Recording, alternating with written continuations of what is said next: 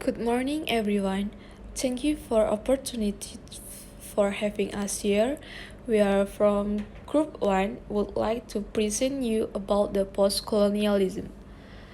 The member of the group, the first is Fansa Ghazali, the second is Laili Akamazida, the third is Dahlul Jihad, and the fourth Arung Samudra. Okay, theory of postcolonialism. Postcolonial literature. Postcolonial literature comes from former colonized. Postcolonial meaning after colonization.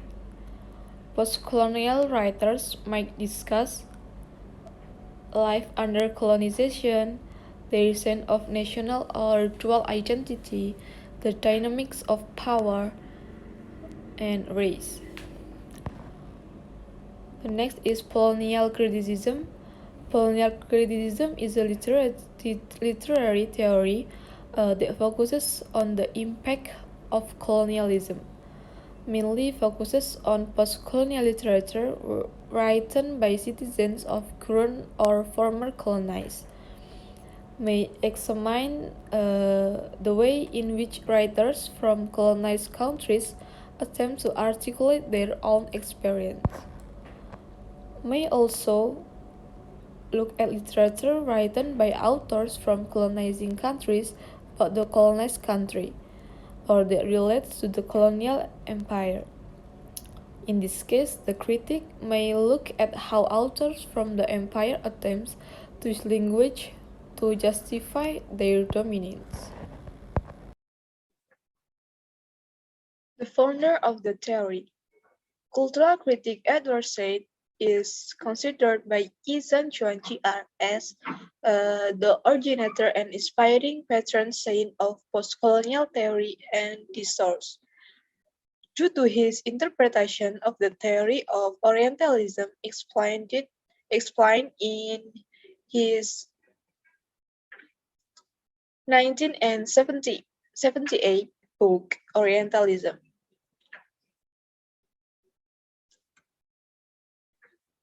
Important postcolonial ideas described in the book. Through colonialism, Western Europe divided the world into the Occident, West, and Orient East. Through this, the Orient is established as other, different alien to the North.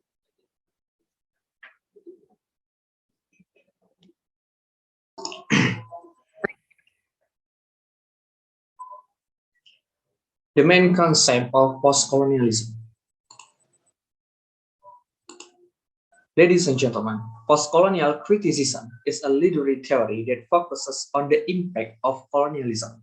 So this is the main concept of this theory.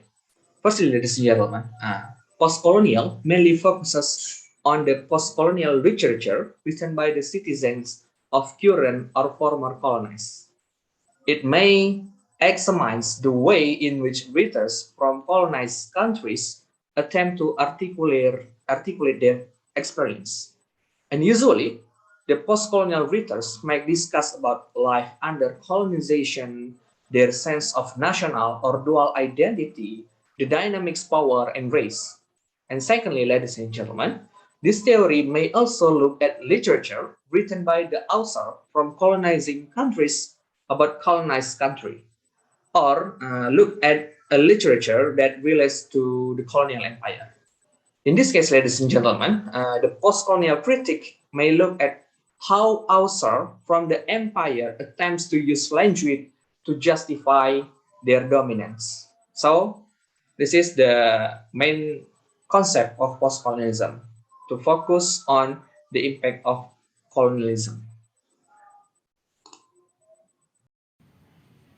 Okay, now I'm going to explain one of the important points of postcolonialism. The ultimate goals of postcolonialism is accounting for and combating the residual effect of colonialism on cultures. It is not simply concerned with salvaging past worlds, but learning how the world can move beyond this period together. towards a place of mutual respect. It it's mean to heal the trauma provided by the colonial countries that mostly have an effect on the economic condition to the mental victims of colonization. Therefore, the important point is to liberate it all. This is still in line with the previous explanation. This is by Fansagotel. So I found 3 points regarding to that. The first is subaltern people, or the colonized people, or the marginalized people. And then next is the entity of binary or binary power relationship, and then identity politics. So as we all have noticed, that postcolonialism means to disempower its previous paradigm, which is known as called colonialism. So postcolonialism is aimed at disempowering such theories, intellectual, linguistic, social, and economic by means of which colonialists perceive, understand, and know the world. So postcolonialism presents as to disable the previous discourse, so the grand discourse that is already made by the colonialism. So how? So the colonialism has already made such already made truth, perception, understanding, and knowledge about the world. And postcolonial theory establishes intellectual spaces for subaltern people to speak for themselves in their own voices, and thus produce cultural discourses of philosophy, language, society, and economy, balancing the imbalanced, as in the binary power relationship between the colonist and colonial subjects.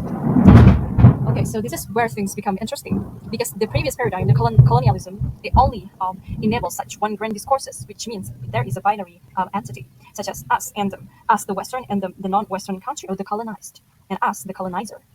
And that being said, it creates the marginalized population, or the marginalized society in the practice, or in the hierarchy. That is what is meant by the subaltern peoples. And that being said, it can be understood that the length of the postcolonialism is it produces, or it offers the space for the other discourses to disempower, to disable the grand discourses of the previous paradigm. That being said, it no longer neglects the complexity or the diversity that are available in the hierarchy in the social practice. As the colonialism has done previously, it neglects all the complexity and the diversity, so that it only oppresses the one truth, or the grand discourses, or the one perspective, and thus creates such binary entity. Next is about the identity politics. Postcolonial theory holds that decolonized people develop a postcolonial identity that is based on cultural interactions between different identities, so cultural, national, and ethnic, as well as gender and class-based, which are assigned varying degrees of social power by the colonial society.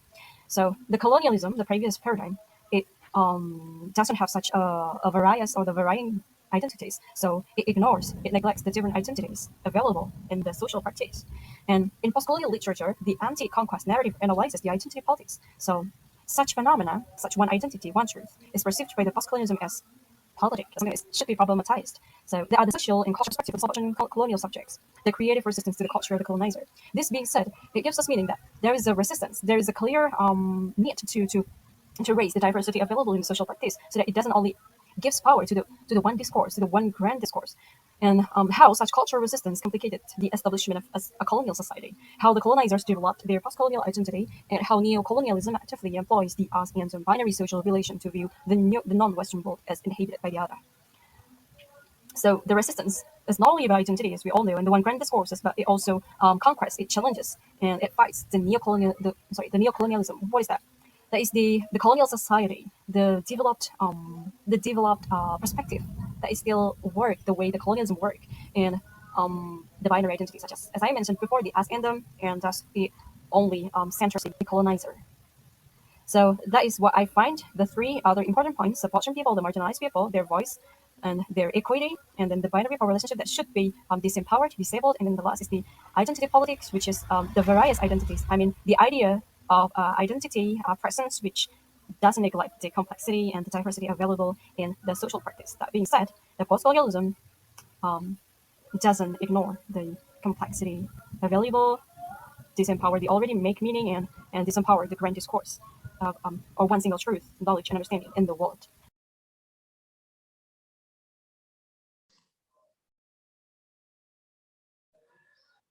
Next, ladies and gentlemen, now we would like to look at the example of a research that used postcolonial as a theory, entitled Resistensi dalam novel Student Hijau, karya Mas Marco Kartodikromo, kajian postkolonial.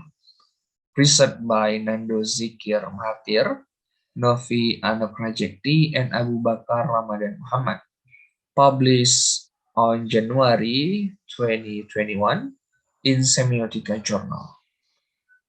From the title of this research, ladies and gentlemen, it is very clear that this research tries to analyze the form of resistance in the novel Student Hijau by Mas Marco using postcolonial theory. And next, why is it appropriate to use the theory in the literary works? Or in other words, we can say that, why is it appropriate to use the postcolonial theory in the Student Hijau Mas Marco? Because, ladies and gentlemen, in the story of this novel is full of the relationship between the colonizer and the colonized. And second, this novel tells the life of a teenager named Hijau who was sent by his parents to the Netherlands, the country that colonized his countries. And then in the Netherlands, Hijau experienced cultural turmoil due to the colonial condition he experienced as the ingenuous. And then his experience as a subject position in the colonized world. And then, as we know, ladies and gentlemen, the post-colonial theory attempts to trace the effect of colonialism. And because this novel contains the relationship between the colonizer and colonized, as well as the cultural issues of the indigenous people caused by colonialism, therefore, postcolonialism theory is very suitable to be used in this research. In the journal I found one research question. How is the form of resistance that Hijau did as a colonized, especially the ambivalent form of resistance as a result of the conditions of colonialism? The research question explained how ambivalence of resistance is carried out by Hijau.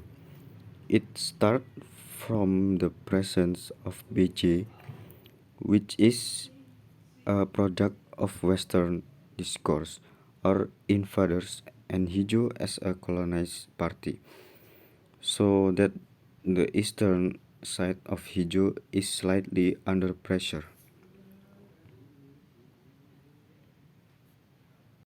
Point of discussion. The novel Student Hijau by Mas Marco presents a form of cultural colonialism in the form of a civilizing mission for the colonizers against the colonized. The presence of the colonizers who objectified the colonized culturally creates a hegemonic situation. In the end, the colonial structure that seems stable and strong could be shaken by the subjectifying of the colonized as a result of the cultural translation process that gave birth to a hybrid culture.